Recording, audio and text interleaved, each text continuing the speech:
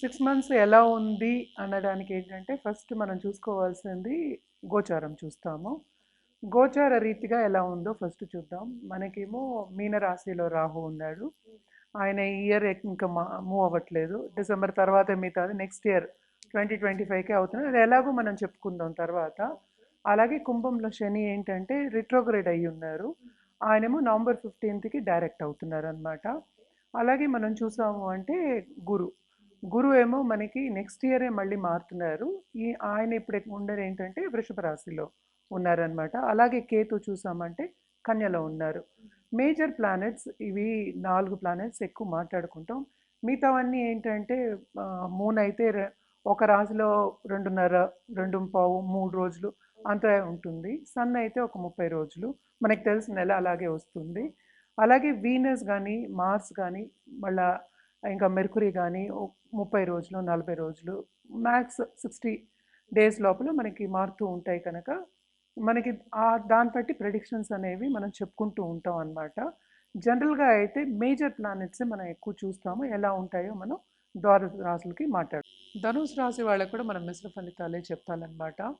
ఎందుకంటే శని సంచారం జరుగుతోంది కానీ వీళ్ళకి నవంబర్ వరకు చాలా బాగుంటుంది అనమాట. అది దేంట్లో అని మాట్లాడుకుందాం.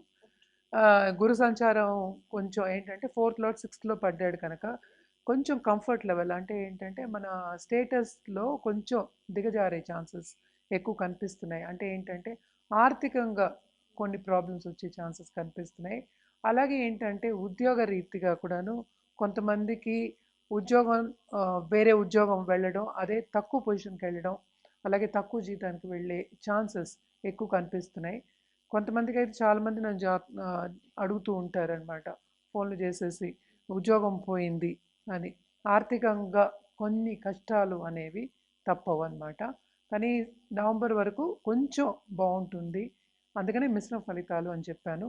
కెరియర్ విషయంలో చాలా బాగుంటుంది. అలాగే మనం చూసాము అంటే కుటుంబ పరంగా ఈవెన్ కొన్ని ఆర్గ్యుమెంట్స్ వచ్చి మిస్అండర్స్టాండింగ్ వచ్చినా సన్నిహితంగా ఉండే ఛాన్సెస్ ఎస్పెషలీ దాంపత్య జీవితంలో. అలాగే కొత్తగా దాంపత్య జీవితం స్టార్ట్ చేసిన వాళ్ళందరికీ కూడా కొంత అనుకూల పరిస్థితే ఉంటుందన్నమాట. వీళ్ళు ఎక్కడ జాగ్రత్త పడాలి అంటే కొన్ని కంఫర్ట్ లెవెల్లో అంటే కొంచెం ఓవర్ థింకింగ్ అనేది కొంచెం తగ్గించుకోవాలి. అంటే నేను ముందే వెళ్ళి దూకిపోతాను, ఆలోచించకుండా చేస్తాను అనే దాంట్లో కొంచెం జాగ్రత్తగా ఉండాలి. ఆలోచించి ఆచితూచి పని చేయడం అనేది మంచిది. ఎందుకంటే ఇప్పుడు కాకపోతే ఫ్యూచర్లో కూడా లాభం అనేది వాళ్ళకి కనిపిస్తూ ఉంటుందన్నమాట. అలాగే మనం చూసామంటే శ్రమ పడుతుంది శని తప్పక. శ్రమ పెడుతుంది కనుక వీళ్ళు శనికి పరిహారం చేయడం, కాళ్ళు పట్టుకోవడం అనేది ఎక్స్ట్రీమ్లీ ఇంపార్టెంట్ అనమాట.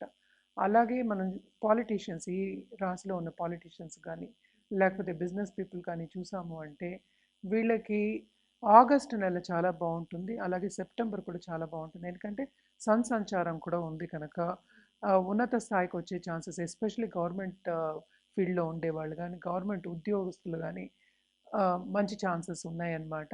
అలాగే గవర్నమెంట్ కాంట్రాక్ట్ చేసేవాళ్ళు కానీ గవర్నమెంట్తో ఏ పని చేయించుకోవాలన్నా ఈ పీరియడ్లో చేయించుకోవచ్చు. అలాగే కాంట్రాక్ట్స్ తీసుకోవాలన్నా కూడా తీసుకోవచ్చు అనమాట. బాగుంటుంది ఆ టైము. కానీ ఆర్థికంగా కొంత దెబ్బ తినే ఛాన్సెస్ ఎక్కువ కనిపిస్తున్నాయి. కొన్నిసార్లు ఏంటంటే కొన్ని పనులేమో అవ్వవు, స్తంభించిపోతుంది. అంటే అవంతరాలు వస్తాయి సడన్గా. ఎందుకు అవుతుందో కూడా తెలియదు అనమాట. అందుకనే పరిహారాలు కూడా మనం చెప్తూ ఉంటాము. అలాగే ఈ రాశిలో ఉన్న స్టూడెంట్స్కి తప్పక ఉన్నత చదువులు అనేవి ఉన్నాయి, పై చదువులు అనేవి ఉంటాయి. వాళ్ళు వెళ్ళే ఛాన్సెస్, బయటికి వెళ్ళే ఛాన్సెస్ కూడా ఉంటాయి. సో అన్ని పేపర్స్ కరెక్ట్గా పెట్టుకోవడం అనేది మంచిది. సో హెల్త్ విషయం మాత్రం వీళ్ళు జాగ్రత్తగా చూసుకోవాలి. హెల్త్ కొంచెం సెన్సిటివ్ ఉంటుంది. ఏదైనా హెల్త్లో కొంచెం నలతగా ఉన్నా కూడా డాక్టర్ దగ్గరికి వెళ్ళడం అనేది చాలా మంచిది. రెమెడియల్ మెషర్స్కి వచ్చామంటే తప్పక శనికాలు పట్టుకోవాలి. ఇందాక కూడా నేను చెప్పాను. శని చాలీస చదువుకోవడం ఎవ్రీ సాటర్డే. అలాగే నవగ్రహాల చుట్టూ ప్రదక్షిణ చేయడం అనేది చాలా మంచిది. ఒక పీపల్ ట్రీ కింద నువ్వుల దీపం పెట్టడం అనేది మంచిదన్నమాట. సాటర్డే అది కూడా. అండ్ ఆల్సో మనం చూసామంటే శనీశ్వరుడికి మనం ఎప్పుడూ శివుడిని చెప్పుకుంటాం, దంపతులను చెప్పుకుంటాం. శక్తి ఎలాగూ దేవి పూజలు చేయడం చాలా మంచిది. చేసేవాళ్ళు కంటిన్యూ చేయొచ్చు. కానీ సోమవారం మహామృత్యుంజయం చేయడం అనేది చాలా మంచిదన్నమాట. అలాగే గోవుకి ఎవ్రీ సాటర్డే వెళ్ళి కొంచెం ఆహారం ఇవ్వడం కానీ పళ్ళు ఎస్పెషలీ బనానాస్ పెట్టడం చాలా మంచిదన్నమాట. ఏ ప్రాణికైనా ఏ జీవికైనా మనం ఆహారం పెట్టడం అనేది చాలా చాలా మంచిది. తప్పక చేయడం మూలాన్ని కొంతవరకు మీకు ఏంటంటే నెగటివిటీ పోయి పాజిటివిటీ వస్తుంది. ఎందుకంటే బ్లెస్సింగ్స్ అనేవి ఉంటాయి కనుక బాగుంటుంది. తప్పక ఇవన్నీ చేసి చూడండి. ఈ రాశి వాళ్ళు ఏంటంటే తప్పక దుర్గాదేవికి మనకి వచ్చేదంతా కూడా ఇప్పుడు పండగలు, శ్రావణ మాసం పండగలన్నీ ఇంకొకటి తర్వాత ఒకటి వస్తూ ఉంటాయి. సో దుర్గాదేవికి చేయడం, అలాగే శని చాలీస చదువుకోవడం, దుర్గా చాలీస చదువుకోవడం, శని చాలీస చదువుకోవడం చాలా మంచిది. అలాగే ఓల్డ్ ఏజ్ హోమ్కి వెళ్ళి ఆ, అన్నదానం చేయడం అనేది ఎక్స్ట్రీమ్లీ ఇంపార్టెంట్ అనమాట. చాలా బాగుంటుంది వీళ్ళకి. అలాగే ఏంటంటే ఒక ప్రాణికి అన్నదానం కానీ ఏదైనా ఆహారం పెట్టడం కానీ చాలా చాలా మంచిదన్నమాట. తప్పక ఈ పరిహారాలు చేస్తే చాలా బాగుంటుంది. ఇక్కడ కట్టు, ఇదేమో జనరల్ ప్రెడిక్షన్స్. సో ఇదంతా బేస్డ్ ఏంటంటే మనం జనరల్గా చెప్పుకుంటున్నాము, కానీ ఏదైనా సరే వ్యక్తిగత జాతకం మీద ఆధారపడి ఉంటుంది. మనకి ఏంటంటే కరెక్ట్గా సొల్యూషన్ అనేది ఇవ్వడం కూడా జరుగుతుంది అనమాట. అంటే రెమెడియల్ మెషర్స్ అంటే ఏంటి, ఒక సొల్యూషన్ ఇచ్చినట్టే. ఆ సొల్యూషన్ చేసే తప్పక వాళ్ళు ముందుకెళ్ళే ఛాన్సెస్ ఎక్కువ కనిపిస్తాయి అన్నమాట.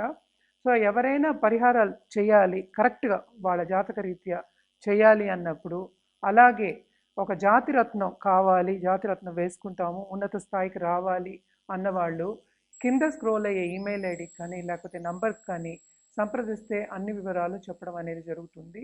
అలాగే అపాయింట్మెంట్ ఎప్పుడు సెట్ అవుతుంది, డైరెక్ట్గా వచ్చి కలవచ్చా లేకపోతే ఆన్లైన్ అపాయింట్మెంటా, ఇవన్నీ కూడా చెప్పడం జరుగుతుందన్నమాట. మన దగ్గర ఏంటంటే జెమాలజిస్ట్ కూడా ఉన్నారు కనుక తప్పక మంచి జెమ్ ఇవ్వడం జరుగుతుంది. అలాగే ఒక ఆభరణం చేయించి ఇవ్వడం కూడా జరుగుతుందన్నమాట. కింద స్క్రోల్ అయ్యే ఈమెయిల్ ఐడికి అలాగే వాట్సాప్ నంబర్కి సంప్రదించండి, అన్ని వివరాలు చెప్పడం అనేది జరుగుతుంది.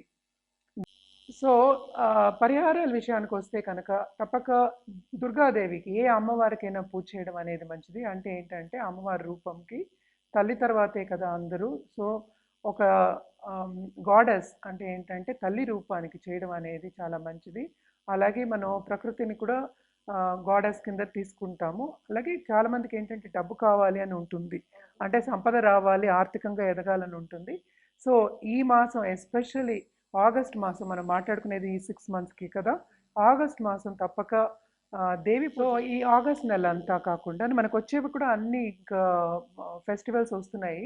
తప్పక నెక్స్ట్ మార్చ్ అంటే ఏంటి మన ఉగాది వరకు ఒక్కొక్క నెల మనకి ఫెస్టివల్స్ వస్తూనే ఉంటాయి. సో పుణ్యక్షేత్రాలు ఎస్పెషలీ దేవి ఉన్న టెంపుల్స్ వెళ్ళి సందర్శించడం చాలా మంచిది. అలాగే పుణ్యనది స్నానాలు చేయడం కూడా చాలా మంచిదన్నమాట, ఎస్పెషలీ శ్రావణ మాసంలో. అలాగే నవంబర్ డిసెంబర్లో కూడాను మనకి ఎలాగో దేవి నవరాత్రులు కూడా వస్తాయి కనుక దేవిని పూజించడం అనేది చాలా మంచిది.